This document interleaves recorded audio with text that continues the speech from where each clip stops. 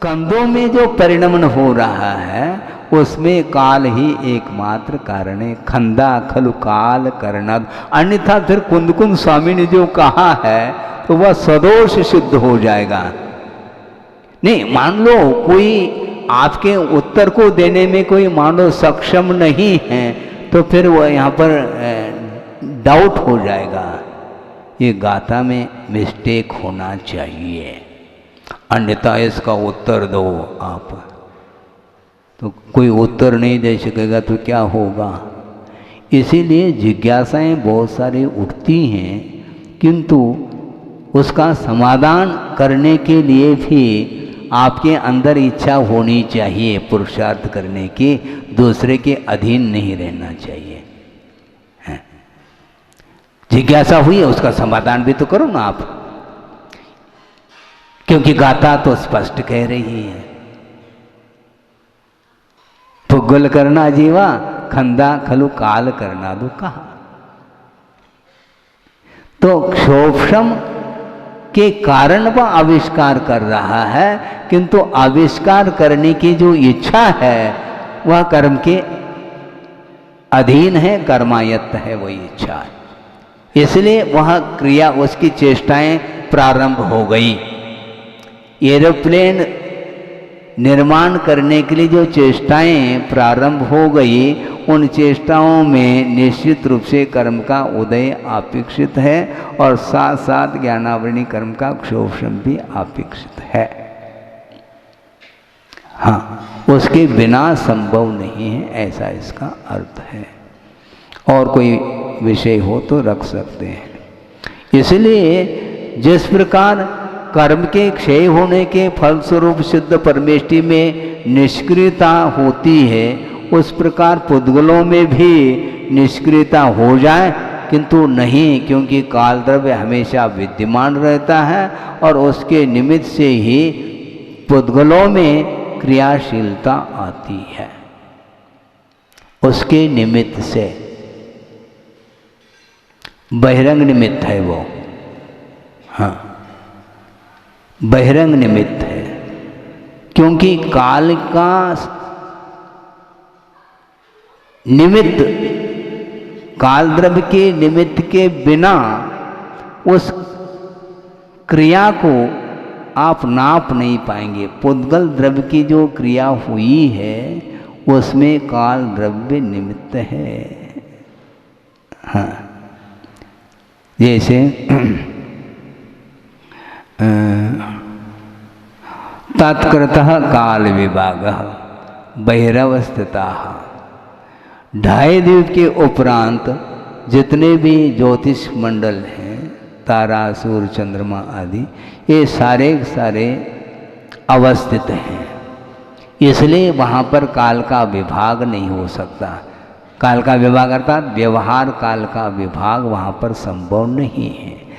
और मेरु प्रदक्षिणा नित्यगतयः नृलोके, मनुष्य लोक में ढाई द्वीप में जो ज्योतिष मंडल हैं वे निरंतर जो है ना मेरु की प्रदक्षिणा करते हैं।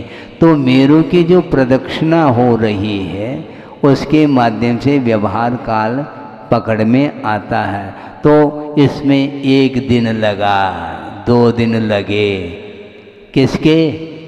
मेरु की प्रदक्षिणा करने में। क्रिया तो उसमें है, किंतु उसमें काल करना दो, काल ही एकमात्र उसके लिए कारण है।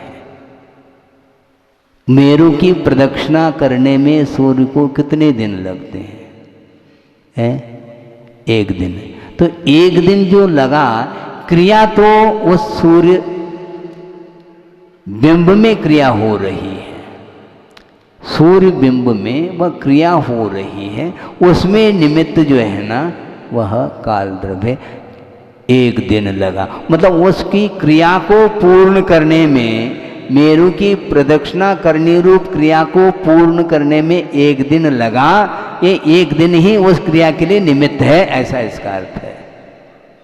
हाँ, जितने भी दिन लगे वो बोल लो आप, इसलिए पूछा था।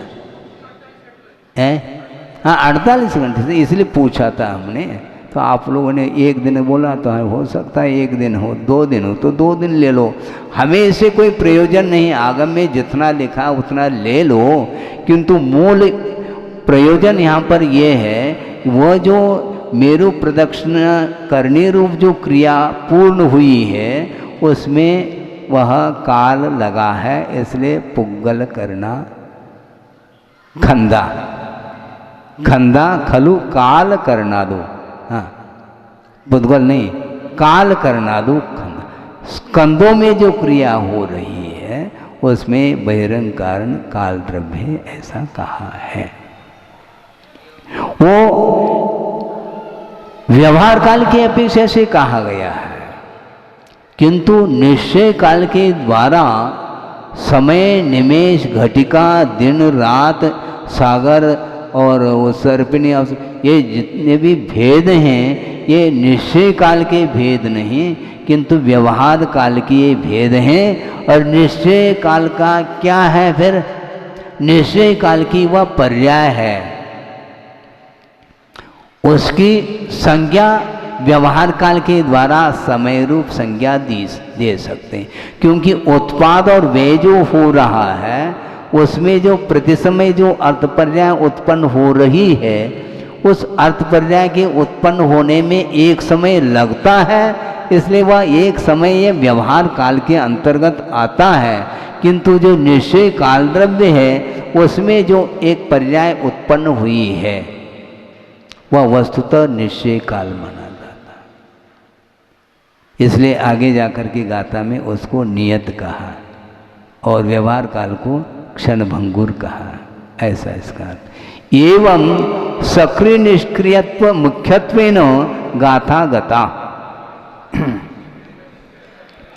इस प्रकार सक्रिय और निष्क्रियता की मुख्यता के साथ एक गाथा पूर्ण हुई है।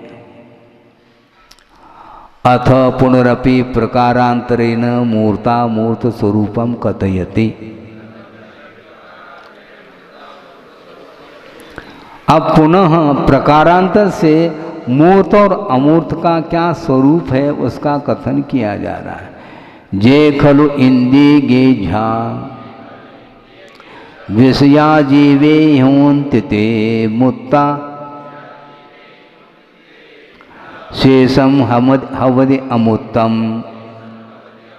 चित्तम उभयम समाधि यदि।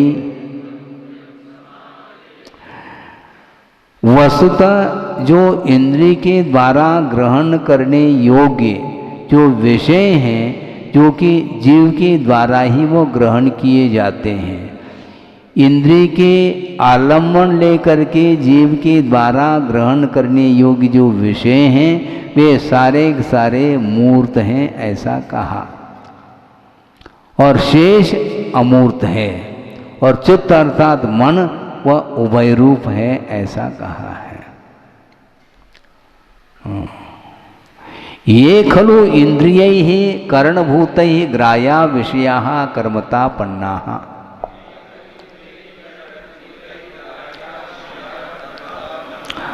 जो करण के रूप में जो इंद्रियां हैं उनके द्वारा जो ग्रहण करने में आने वाले विषय हैं जो कि कर्म के रूप में उनको स्वीकार किया है। कर्म का अर्थ और कोई कर्म नहीं, कर्म का अर्थ क्या लेना है? ये खलु, उसमें गाता ये टीका में तो पढ़ो, ये खलु इंद्रिय कर्णभूत ग्राह्या विषया कर्मता पन्ना। जो इंद्रियों कर्ण के रूप में साधन के रूप में जो इंद्रियां हैं उनके द्वारा जो ग्रहण करने के योग्य जो हैं वे विषय कहलाते हैं, जो कि कर्म के रूप में यहाँ पर उपस्थित हैं। कर्म के रूप में मतलब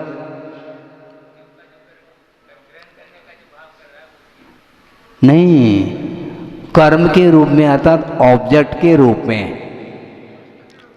हाँ, क्योंकि विषय इंद्रियों के द्वारा ग्रहण करने में आने वाले जो विषय हैं जो कि जीव के द्वारा वह ग्रहित हो रही हैं वे विषय कर्म अर्थात ऑब्जेक्ट के रूप में हैं।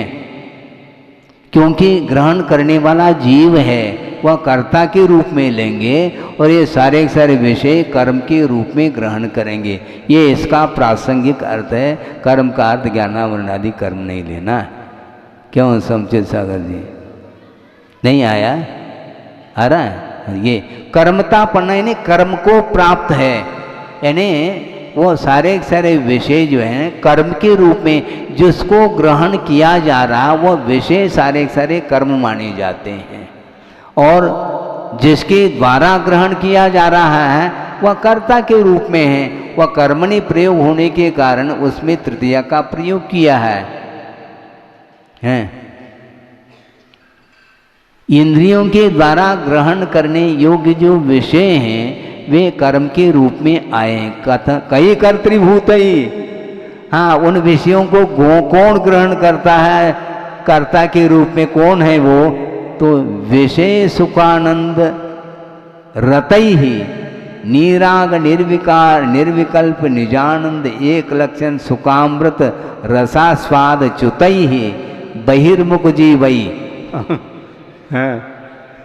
बहुत अच्छा।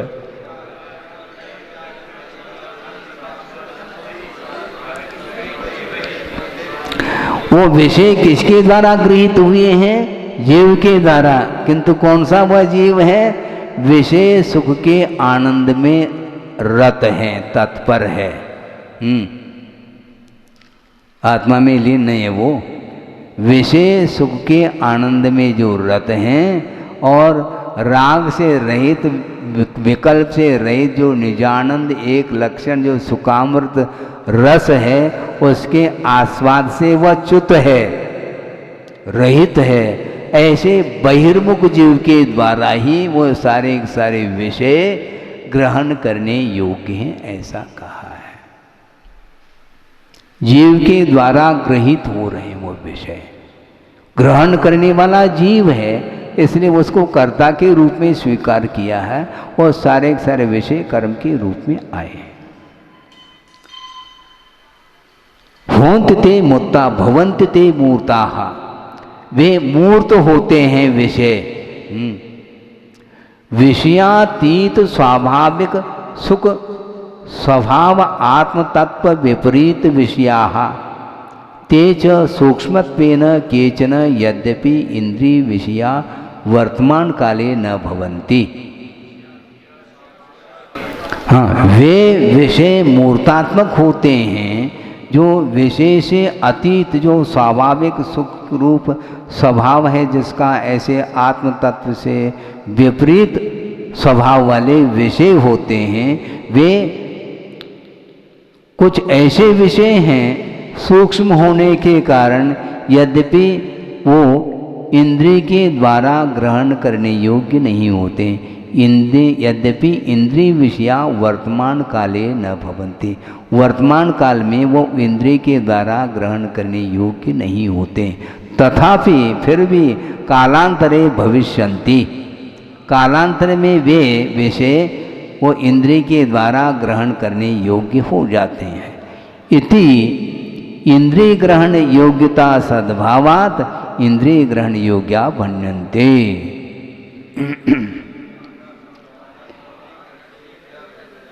इस प्रकार इंद्रिय के ग्रहण करने के योग्यता का सद्भाव होने के कारण इंद्रिय के द्वारा ग्रहण करने योग्य वे विषय कहलाते हैं। शेषम हवद अमुत्तम, अमूर्त अतीन्द्रिय ज्ञान सुखादि गुणाधारम यत् आत्मद्रव्यम तत्प्रभृति पंचद्रव्य स्वरूपम पुद्गलात् अन्यत् यत् शेषम तद्भवति अमूर्तम। अमूर्त द्रव्य कौन कौन से हैं? तो अमूर्त अतीन्द्रिय ज्ञान सुख आदि गुणों के आधारभूत जो आत्मद्रव्य है उसको आदि लेकर के 5 द्रव्य हैं जो अमूर्त हैं, जो कि पुद्गल से वो भिन्न हैं, अन्यथा भिन्न हैं। ऐसे शेष जो द्रव्य हैं वे अमूर्त हैं, ऐसा कहा। चित्तम उभयम समाधि, चित्तम उभयम समाददाति। चित्त अर्थात वह मन है, वह दोनों रूप होता है। मूर्तात्मक होता है। चित्तम मति श्रुत ज्ञान यो उपादान कारणभूतम अनियत विषयम च। हाँ,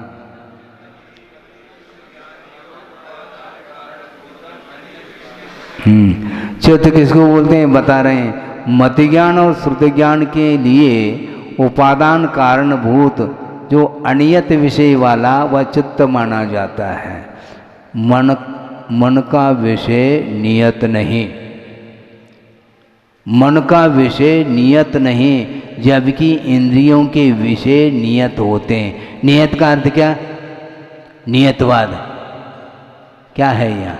नियत का अर्थ निश्चित, यानी स्पर्शनेन्द्रिय का विषय स्पर्श, रसनेन्द्रिय का विषय रस, घ्राणेन्द्रिय का गंध, चक्षु इंद्रिय का वर्ण और कर्णेन्द्रिय का विषय शब्द, ये अपने अपने नियत विषय को लिए हुए हैं, जबकि मन का विषय नियत नहीं है। मन के माध्यम से पांचों इंद्रिय संबंधी विषयों का ग्रहण होता है, क्योंकि मन के द्वारा कभी स्पर्श की इच्छा होती है, कभी चखने की इच्छा, कभी सूंघने की इच्छा, कभी देखने की इच्छा, कभी सुनने की इच्छा। ये सारे सारे अनियत विषय हैं। मतलब मन बहुत व्यापक हो गया, वो नियत विषय नहीं है। वह मन के द्वारा स्पर्शेंद्रिय का विषय भी ग्रहित हो रहा है और अन्य इंद्रियों के विषय भी ग्रहित होते चले जा रहे हैं। इसको बोलते हैं अनियत विषय। और कालांतर अवस्थाई कहा पूजपा स्वामी ने सर्वार सिद्धि में, मन के लिए अनियत विषय कहा और कालांतर अवस्थाई अर्थात स्मृति का विषय बनता है। हाँ, स्मृति का विषय बनता है, इसलिए वह अवस्थित है वो विषय, किंतु इंद्रिय का विषय कालांतर अवस्थाई नहीं। जब कभी भी रूप को ग्रहण करना है उस समय आपको आंख को तो खोलना ही पड़ेगा, क्योंकि आंख खोले बिना, जो द्रव्येंद्रिय का आधार लिए बिना रूप का ग्रहण आप नहीं कर सकते हैं। किंतु रूप की स्मृति हो सकती है, इसलिए उसको कालांतर अवस्थाई कहा।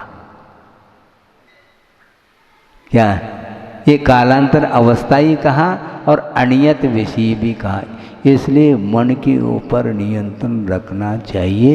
एक साथ, मतलब एक साथ अर्थात कहने में आता है, वो हमेशा बैठे बैठे वह वस्तु उपस्थित नहीं भी हैं तो पांचों इंद्रिय संबंधी विषयों को ग्रहण करने का भाव जागृत हो सकता है और होता है। हाँ, उसको रोकना है।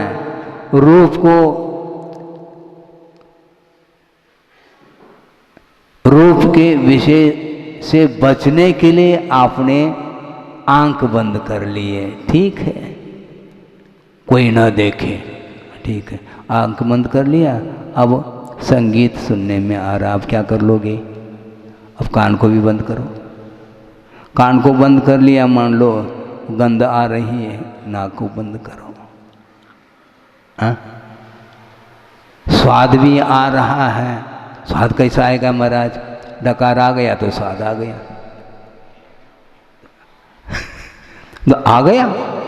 हाँ, जो भी लिया था खट्टा मीठा जो भी, वह उसका स्वाद आ सकता है।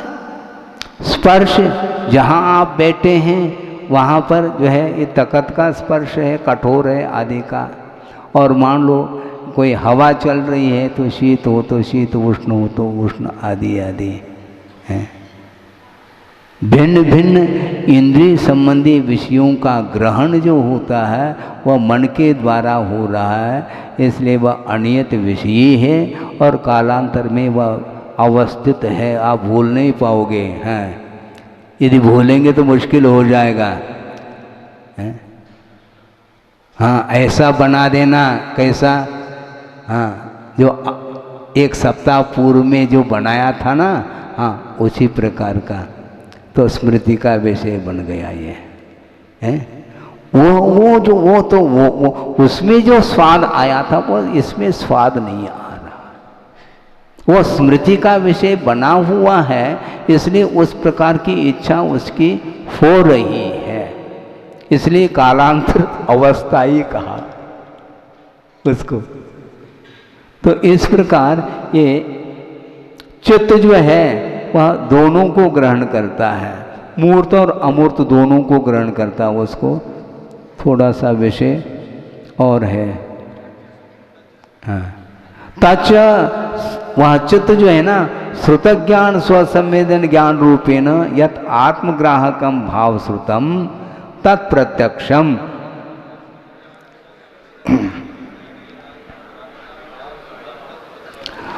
हाँ, जो कि श्रुत ज्ञानावरणी कर्म के क्षोभम से जो स्वसंवेदन ज्ञान रूप है, उसके द्वारा आत्मा को ग्रहण करने वाला वह भावश्रुत माना जाता है। तत्प्रत्यक्षम, वह उसको प्रत्यक्ष कहा। प्रत्यक्ष क्यों कहा? वह स्वसंवेदन ज्ञान से उत्पन्न हुआ है, इसलिए उसको प्रत्यक्ष कथनचित कहा। केवल ज्ञानापेक्षा तदपि परोक्षम, वह भी परोक्ष ही है, किंतु इंद्रिय ज्ञानापेक्षा प्रत्यक्षम, क्योंकि वह इंद्रिय ज्ञान नहीं है, क्योंकि इंद्रिय का व्यापार किए बिना वह स्वसंवेदन रूप जो ज्ञान है, जो कि आत्मा को ग्रहण करने वाला वह भावश्रुत है, उस अपेक्षा से उसको प्रत्यक्ष कहा है। यद पुनः है, हाँ अनिंद्रिय प्रत्यक्ष, ये हाँ मानस प्रत्यक्ष ऐसा कह सकते हैं। यद पुनः द्वादशांग चतुर्दश पूर्व रूप परमागम संज्ञम तच्च मूर्ता मूर्त उभय परिचित्य विषये व्याप्ति ज्ञान रूपेण परोक्षम अपि केवल ज्ञान सदृशम इति अभिप्रायो। हाँ, जो द्वादशांग 12 अंग और 14 पूर्व के रूप में जो परमागम नामक जो श्रुत है, वह मूर्त अमूर्त दोनों को विषय करता है। दोनों के परिचित्ति के विषय में व्याप्ति ज्ञान रूप से वह परोक्ष सिद्ध होता है। हाँ, व्याप्ति ज्ञान का अर्थ यही है, अविनाभाव संबंध है, जिसके होने पर जिसका होना और जिसके अभाव में जिसका नहीं होना।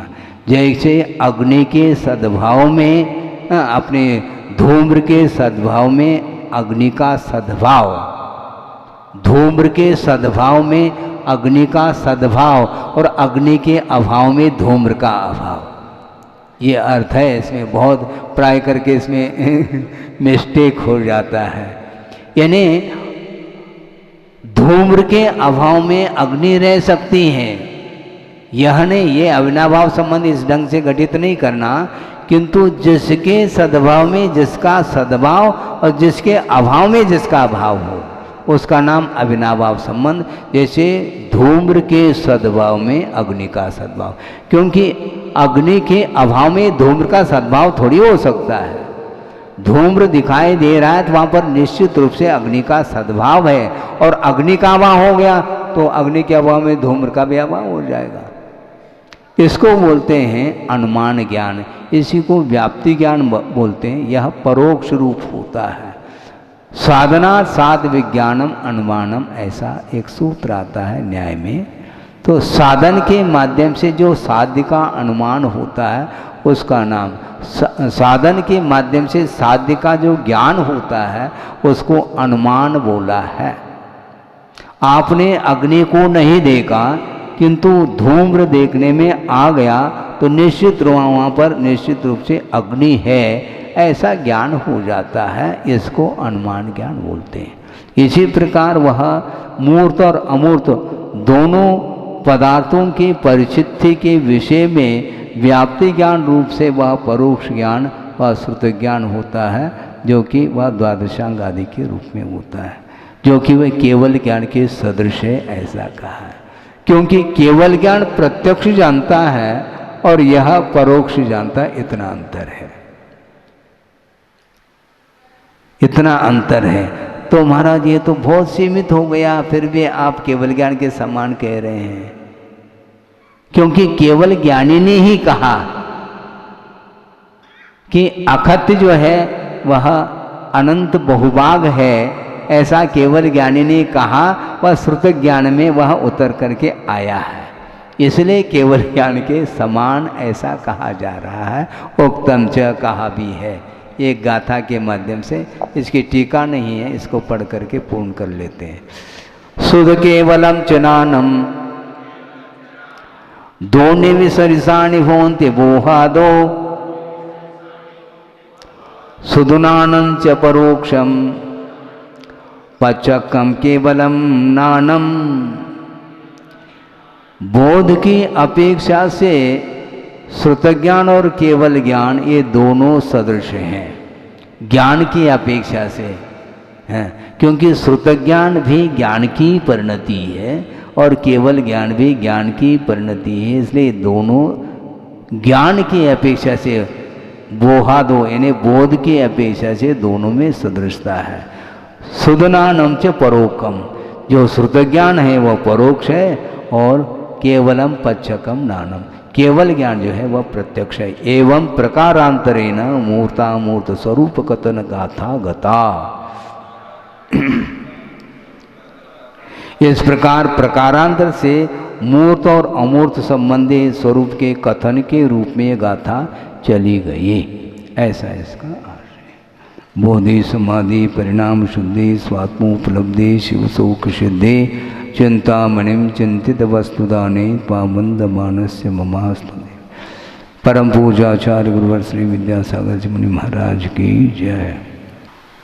अथ व्यवहार कालस्य निश्चय कालस्य च स्वरूपम व्यवस्थापयति।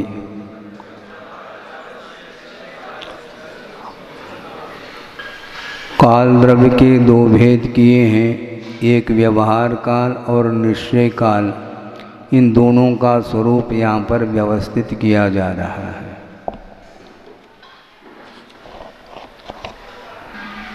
कालो परिणाम भवो परिणामो दव्य काल संबोधो दोनम एष सहावो कालो क्षणभंगुरो नियदो। काल का अर्थ यहाँ पर व्यवहार काल है।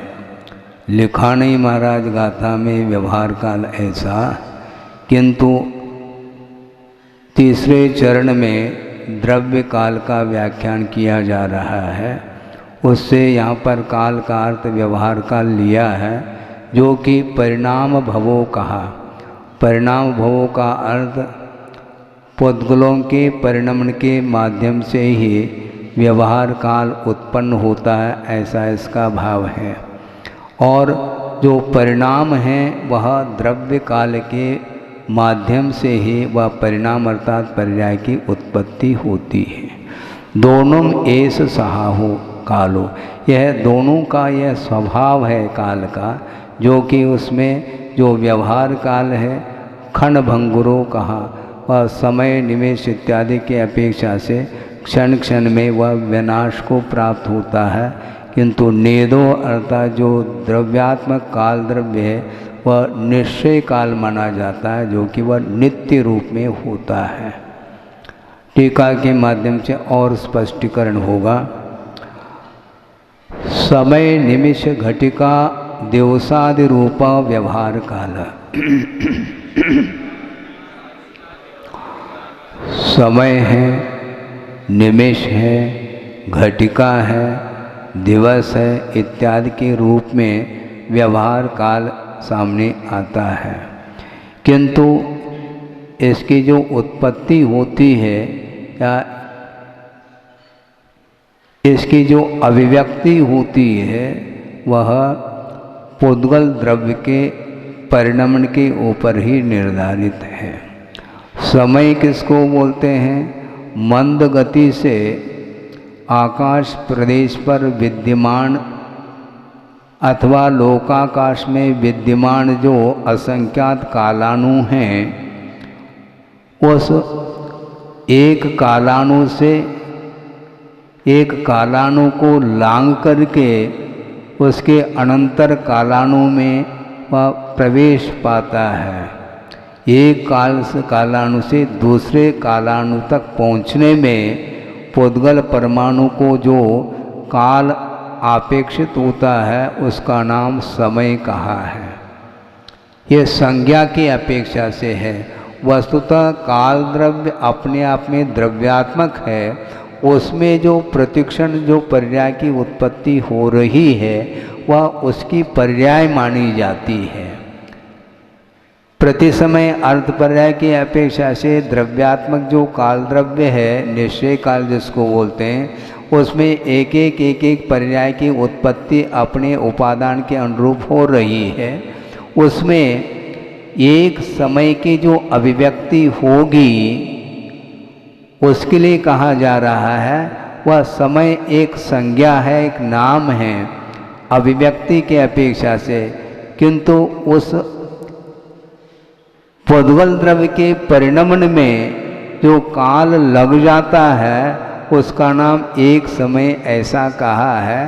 मंद गति से वह परमाणु एक कालाणु को लांग करके अनंतर कालाणु में पहुंचा है, उसमें जितना काल अपेक्षित है उसका नाम एक समय ऐसा कहा है। मतलब वह परमाणु की कोई पर्याय अथवा पुद्गल द्रव्य की कोई पर्याय नहीं मानी जाती हो, किंतु अभिव्यक्ति के लिए एकमात्र आधारभूत पुद्गल द्रव्य है जिसके परिणमन से समय है, निमिष है, घटिका है, दिवस इत्यादि की उत्पत्ति होती है, अभिव्यक्ति हो जाती। इस अपेक्षा से उसको व्यवहार काल की संज्ञा दी है। समय का अर्थ तो ज्ञात हो गया मंद गति से। मंद कैसी मंद गति भैया, ये मंद गति कैसी है? तो स्वभाव से है, लेकिन वह मंद गति देखने में नहीं आती है। हाँ, इतनी मंद गति है, उस गति को हम छद्मस्त ज्ञान के माध्यम से उस गति को पकड़ नहीं पाते हैं।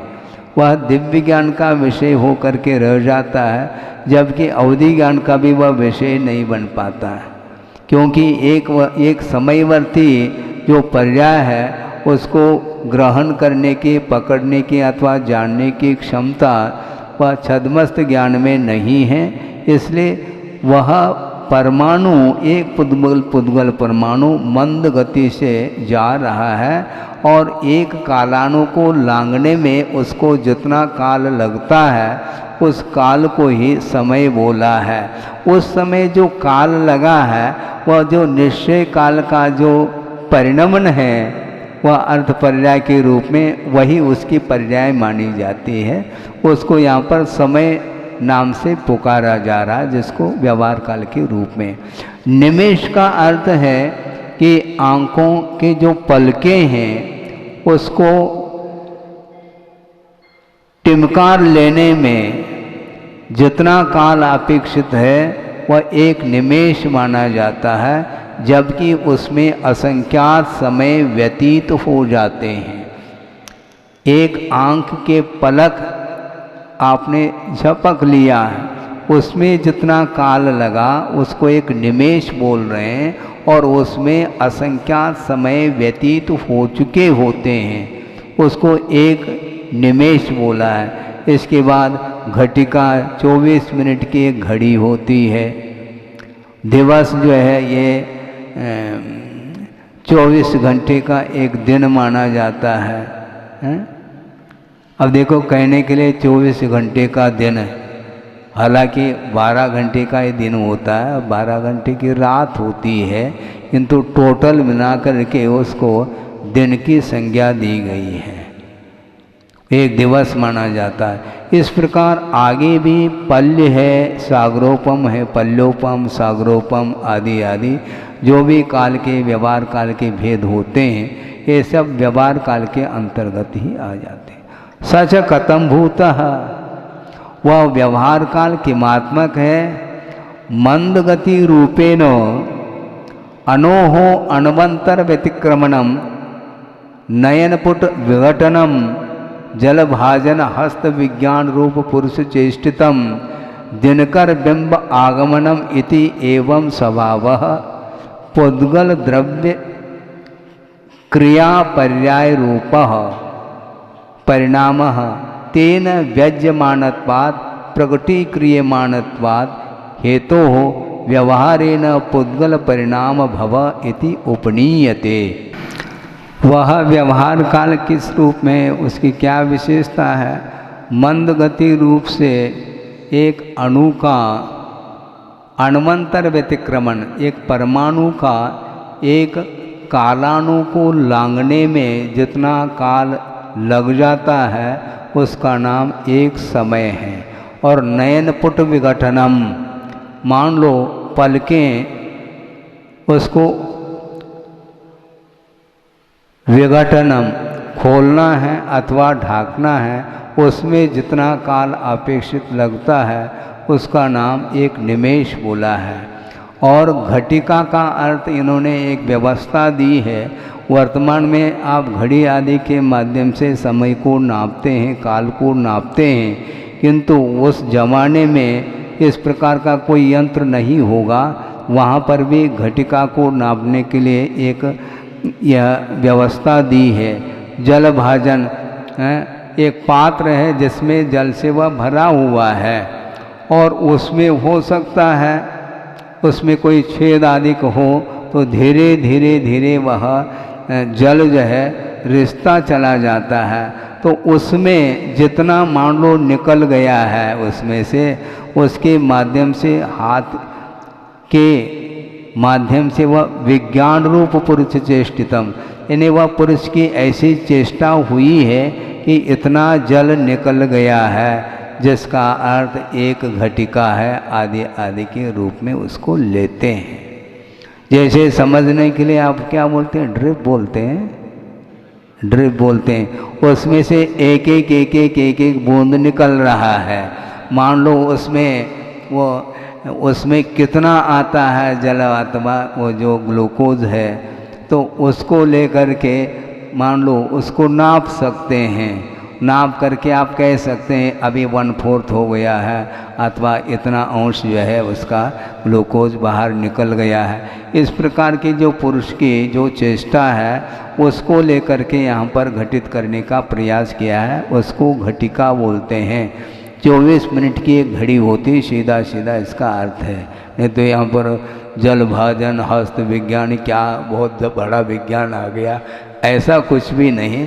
एक चेष्टा हुई है पुरुष के द्वारा ये नापने के अपेक्षा से, ज्ञान के अपेक्षा से उसको घटिका के रूप में स्वीकार किया है।